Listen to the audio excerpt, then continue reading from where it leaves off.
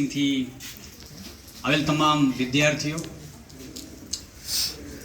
અને એમની સાથે આવેલા એમના ગુરુજી, અમારા પડોશી એવા પ્રાથમિક આરોગ્ય કેન્દ્ર મોયદમાંથી જે પધારેલ છે ઓફિસર્સ અને સતત મારી સાથે રહેતા એવા મારા વાલા વિદ્યાર્થી ભાઈ બહેનો, સો પહેલાં તો હું તમારે સ્વાગત કરું છું સરસ્વતી હાઈસ્કૂલ મોયદની અંદર.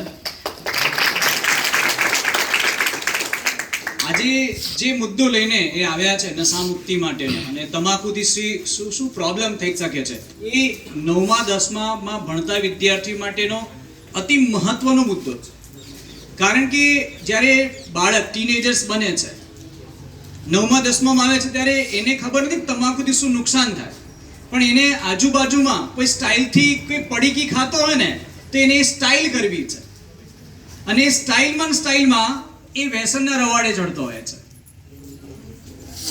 હવે એક નાનો પ્રસંગ, સત્ય ઘટના એવી છે કે હું જ્યારે ધોરણ 10માં હતો ત્યારે મારી સાથે એક છોકરો હતો.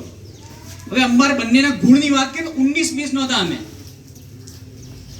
એ જો 20 હોય તો હું 15 હતો, એટલો વધારે હોશિયાર. ટોપ 5 માં આવે, હું તો ટોપ 20 માં નહોતો આવતો. ધોરણ 10 ની પરીક્ષા પૂરી થાય છે અને 86% આવ્યા છે અને ધોરણ 11માં પ્રવેશ કરે છે. હવે મારા 58% આવેલા અને એના 85, જસ્ટ રિવર્સ ઊંધું હતું અમારે. એટલે હું આર્ટ્સનો વિદ્યાર્થી થયો, એ સાયન્સનો થયો. હવે ઘટના એ બને છે, બંનેના મિત્રો બદલાય છે. એ જ હોશિયાર વિદ્યાર્થી વ્યસનના રવાડે ચડે છે. અને હમણાં તો આવતી હોય ખબર નહીં, મિરાજ કરીને એક પડીકી આવતી હતી પહેલા, આખી તમાકુ આવતી, અને એ વખતે 100 રૂપિયાની શરત લગાવતી એવું સાંભળ્યું છે અને પછી આખી ગટગટાઈ જતો.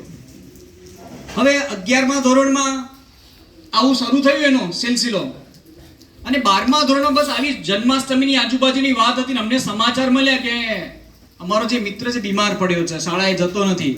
અમે ખબર કાઢવા ગયા, એના પપ્પાને પૂછ્યું કે શું પ્રશ્ન શું છે, કે કેન્સર થઈ ગયું છે. જો આજે જીવિત હોત તો એ ક્યાંક પ્રોફેસર હોત, અથવા તો સાયન્સનો વિદ્યાર્થી હોત, ક્યાંક ડોક્ટર, એટલો હોશિયાર હતો. વાત એટલી છે કે જ્યારે સંગત બદલાય છે અને ખોટી વસ્તુના લતે આપણે ચડીએ છીએ, જેમ હમણાં આ નાટકમાં આપણે જોયું કે પેલા મફતમાં શીખવાડે આપણને કે ટ્રાય તો કર. આ વ્યસન જે છે ને ટ્રાય કરવાની વસ્તુ નથી, કેમ કે એમાં જવાનો રસ્તો છે, પાછા આવવાનો રસ્તો નથી.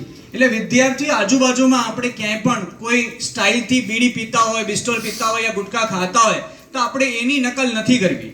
આજકાલ ઘણા બધા માણસો છે જેની આપણે નકલ કરી શકીએ છીએ. તમે ઓલિમ્પિક્સમાં પણ જોઈએ છે, એની નકલ કરો. તમારી આજુબાજુમાં જે ટોપ 10માં વિદ્યાર્થી આવતા એની નકલ કરો. આની નકલ કરવાની જરૂર નથી.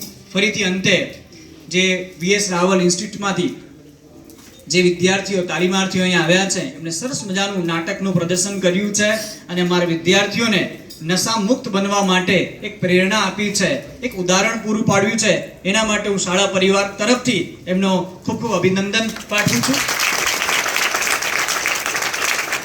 અને આવા કોઈ કાર્યક્રમ હોય તો અમારી શાળાના દરવાજા હંમેશા તમારા માટે ખુલ્લા છે. તમે આવતા રહેજો. અમે તમારા માટે જે પણ અમારાથી સગવડ થશે એ અમે પૂરી પાડવા તૈયાર છીએ. Thank you very much.